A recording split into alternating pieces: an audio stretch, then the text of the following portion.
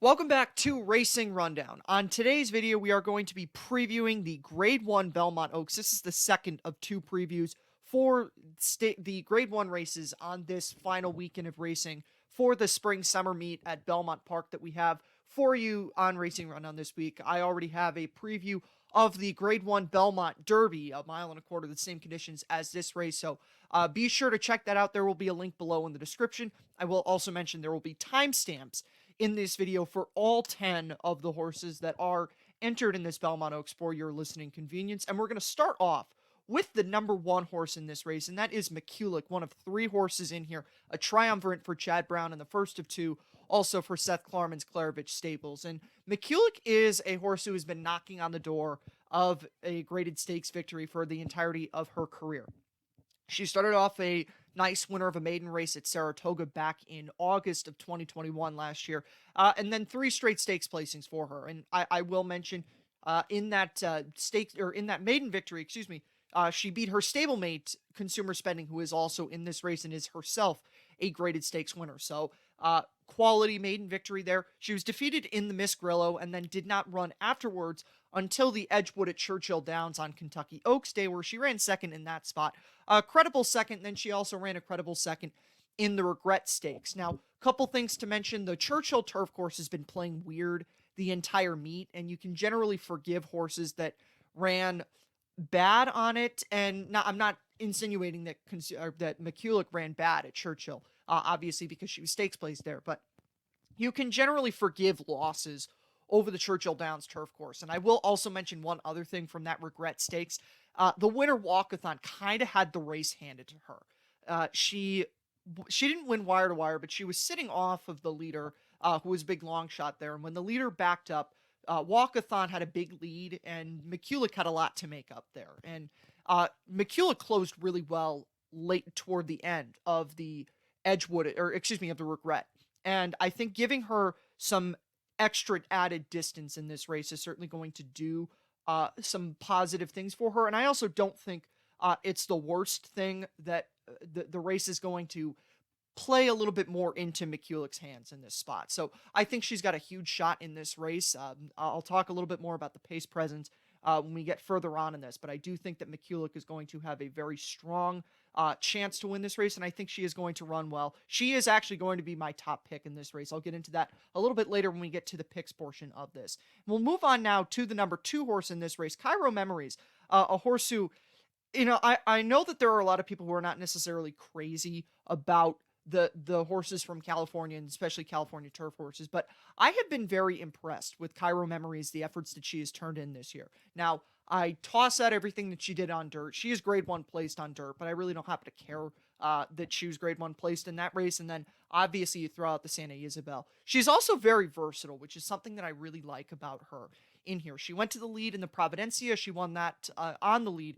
But then in her most recent start, she sat off the pace behind a single leader and was able to win the race by a good enough margin there. So she can do both things. And in a race that the pace scenario, I'm not going to say that they'll be flying or anything, but there are going to be horses that are likely to be forwardly placed in this spot. So Cairo Memories could sit off of them or could be forwardly placed with them if some of the potential speed in this spot does not send. So there are certainly options for Cairo Memories, which is a good thing when you think about her. And her stakes wins have been very nice. I really liked her coming out of the honeymoon, and I said she belonged in this race, and I'm glad that the connections are giving her the opportunity to run in this spot. I think that she can run well. I'm not sure if I'll use her, but I think that she can run a very strong race here. We're going to move on now to number three, Haughty. She is the second of the three horses entered in this race for trainer Chad Brown, and she has a very similar career arc to her stablemate, McKulick, in here. Only four starts, a couple of stakes efforts, obviously one of them being a big effort in the Breeders' Cup. I do have a note on the template, as you see here. She did actually win her career debut, and she was disqualified there. And if you are a regular listener of Racing Rundown, you know she was featured on Maiden Watch, the segment that we do every week where we talk about impressive maiden winners, or Eric does that on Racing Rundown. But Eric thought so highly of her win that even though she was disqualified, he included her, and I will mention that it was a very unjust disqualification there. She did not deserve to come down in that spot. So that's why I have it listed as the 3. But an impressive maiden victory at Keeneland in her next start. And Chad Brown got aggressive, ran her in the Breeders' Cup out of a maiden victory. And she ran a very, very strong race in there. She finished in front of the 1,000 Guineas winner, Cachet, in there. So that tells you how strong of an effort and how quality of a filly Haughty is, considering she finished in front of an English Classic winner in that spot. Didn't run again until the Penn Oaks at Penn National, and that was a procession for her. Didn't really have too much to prove in there, obviously, given that she was Breeders' Cup placed. And it was certainly a workout into this race, but it was a very...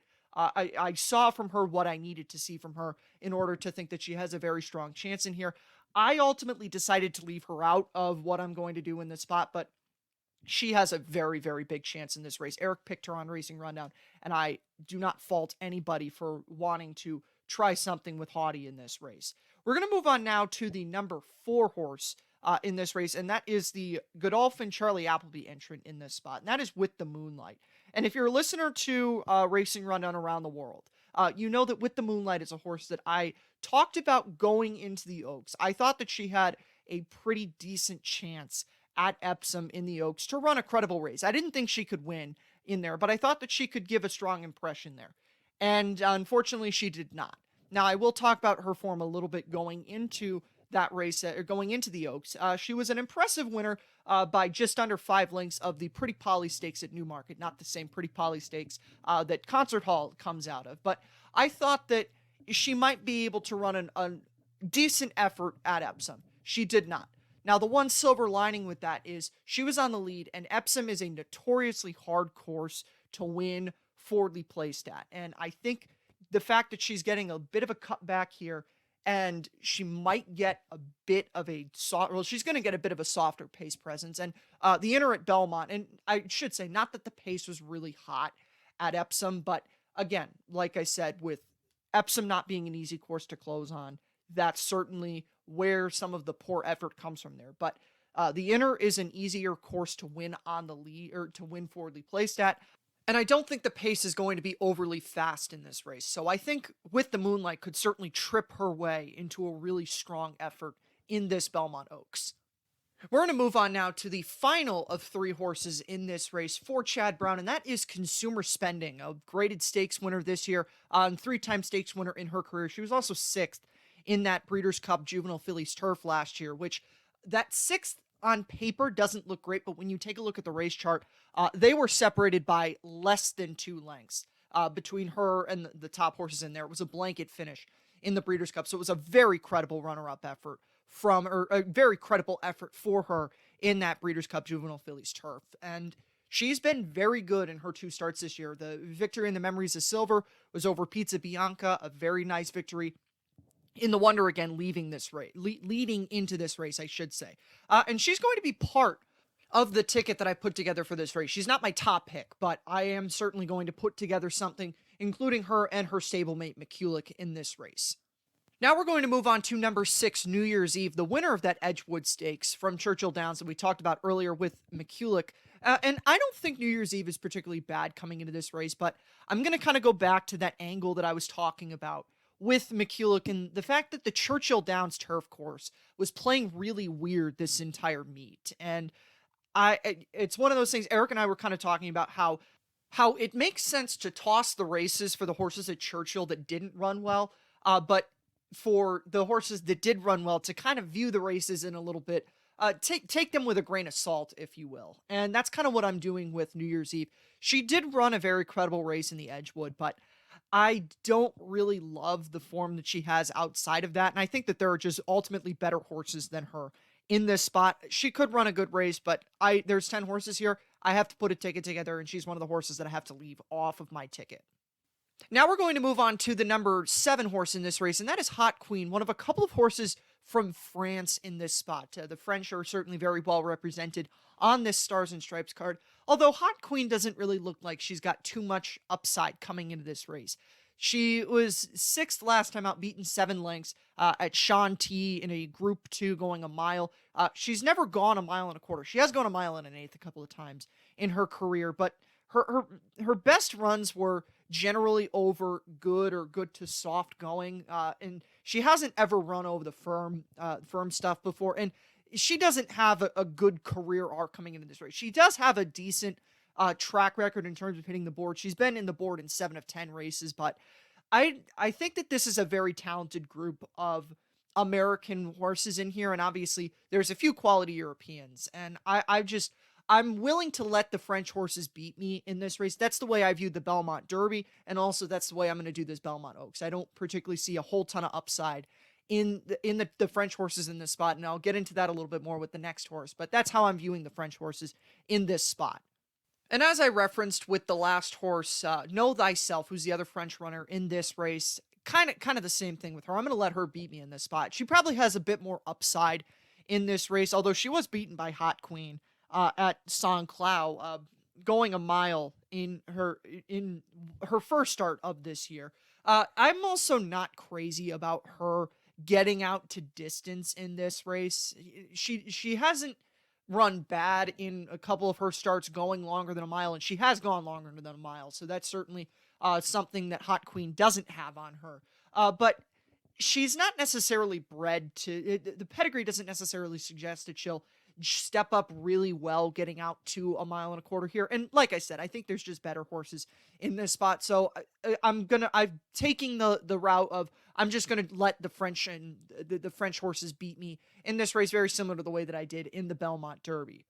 We've got 2 horses left. We're going to move on now to number 9, and that is Agartha, the Joseph O'Brien entrant in this race. And Agartha is likely the linchpin horse in this race because she's the likely pace setter in this spot. And she set the pace last time out at the Curragh in the Irish Guineas. She was fourthly placed in her defeat that she had against History in Ireland on May 8th. That was a group prep into that Irish Guineas where she was beaten 6.5 lengths by Homeless Songs in that spot. And Agartha, really, as I mentioned, she's going to be the linchpin of this race, likely setting the pace. But I don't think it's out of the realm of possibility that things could fall apart. With the Moonlight is the other sure pace presence in this race. Not consumer spending.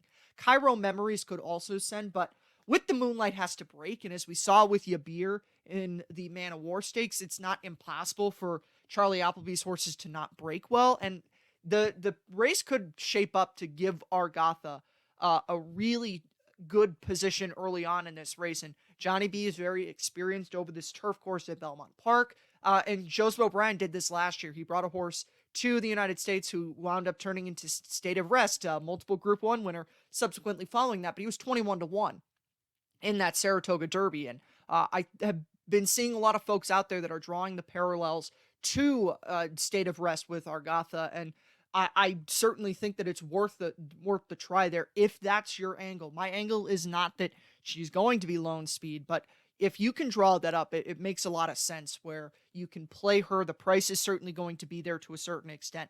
And I think it's worth something if you think that she has the talent to win this race and she's going to get the favorable setup. I personally don't, but again, I see why folks might think that.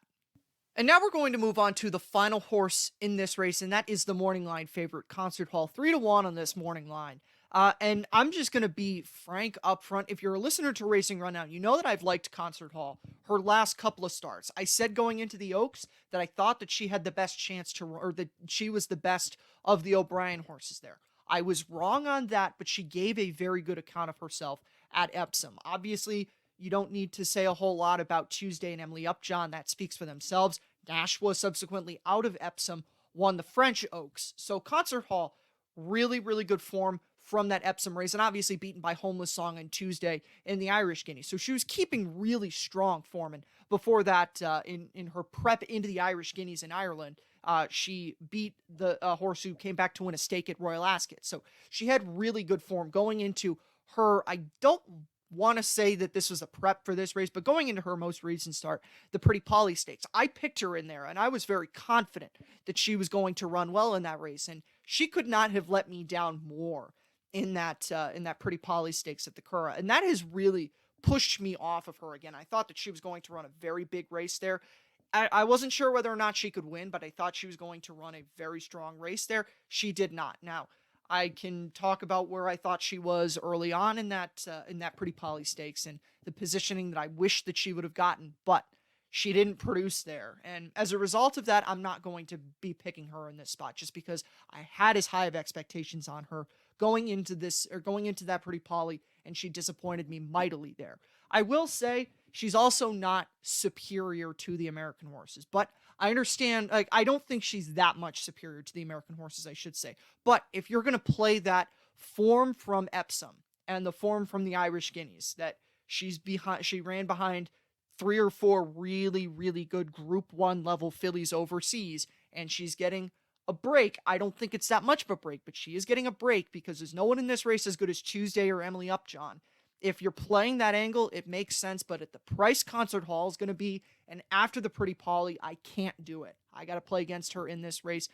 And as I referenced earlier on in this video, that horse is going to be McKulick. McKulick is going to be my top pick in here. I said I was going to include consumer spending and put a ticket together with those 2 horses. So I'm going to go the Chad Brown, Seth Klarman exacta in this spot with McKulick on top of consumer spending.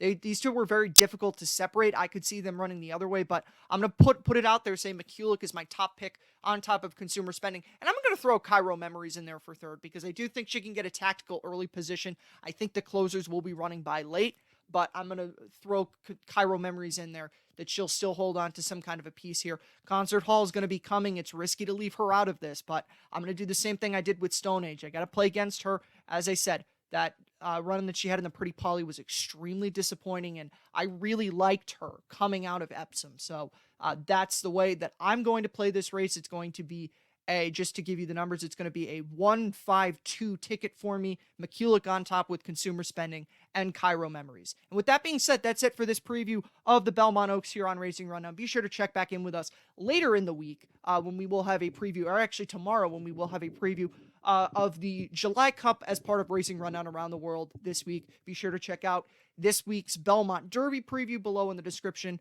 There will be a link to that as well as this week's episode of Racing Rundown, episode number 166. We'll see you next time. Have a good one, and hopefully you enjoyed this race and we were able to help you out with something here. See you next time.